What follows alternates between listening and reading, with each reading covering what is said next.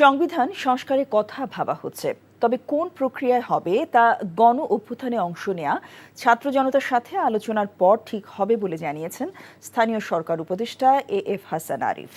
সকালে সচিবালয়ে এক বৈঠক শেষে এসব বলেন তিনি। নির্বাচন কবে হবে তাও ছাত্র জনতাই ঠিক করবে বলেও জানান তিনি। এদিকে পাচার হওয়া অর্থ ফেরানোর মতো রাজস্ব খাতে সংস্কারেও টাস্কফোর্স গঠন করা হবে বলে জানিয়েছেন অর্থ ও বাণিজ্য উপদেষ্টা।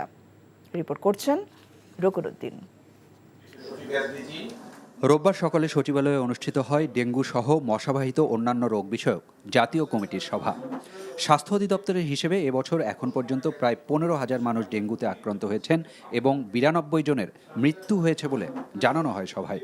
গেল বছর একই সময়ে আক্রান্ত হয়েছিলেন প্রায় 1.5 লাখ আর মৃত্যু হয়েছিল 692 জনের। প্রতিরোধী হচ্ছে 90%। এ সময় স্থানীয় সরকার উপদেষ্টার কাছে সাংবাদিকদের প্রশ্ন ছিল, অন্তর্বর্তী সরকারের দায়িত্ব নেবার 1 মাস পর সংস্কার কার্যক্রমে গুরুত্ব পাচ্ছে কি, আর বাস্তবায়নই বা কিভাবে হবে? সংবিধান নিয়ে আমাদের আলোচনা হচ্ছে, তারপরে আর অন্যান্য বিষয়গুলো নিয়ে আলোচনা হচ্ছে, আইনগুলো নিয়ে আলোচনা হচ্ছে, তারপরে রেগুলেশনগুলো নিয়ে আলোচনা হচ্ছে।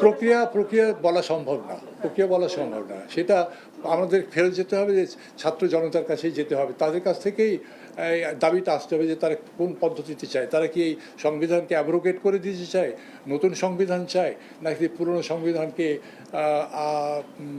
সংস্কার করে আমূল সংস্কার করে অ্যামেন্ডমেন্টের মাধ্যমে করতে চায়। এটা আমাদেরকে জনগণের রায় নিতে হবে। একই দিন দুপুরে সচিবালয়ে রপ্তানি উন্নয়ন ব্যুরোর 146তম ও বাংলাদেশ ফরেন ট্রেড ইনস্টিটিউটের 59তম পরিচালনা পর্ষদ সভা শেষে বাণিজ্য উপদেষ্টা জানান, গেল অর্থবছরে রপ্তানি আয় প্রবৃদ্ধি হয়েছে 12%-এরও বেশি। ফর্মালি টাস্কফোর্স একটা হবে টাকা ফিরে আনার জন্য, আর বাকি ব্যাংকিং সেক্টর একটা টাস্কফোর্স করবে।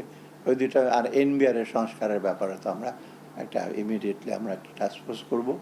আমরা বিশেষজ্ঞ লোক, আমাদের বাঙালির অনেক বিশেষজ্ঞ আছে, প্রয়োজন হলে বাইরে যদি কোনো বিশেষজ্ঞরা অফার করেছে আমরা বিবেচনা করতে পারি। বাজার ব্যবস্থাপনার মিডল ইস্টে কতটা বাধা, ইভেন চাঁদাবাজি, এইগুলো আমরা কমাবার জন্য যথেষ্ট, একটু হয়তো সময় লাগবে, এটা কমবে, ডেফিনেটলি কমবে।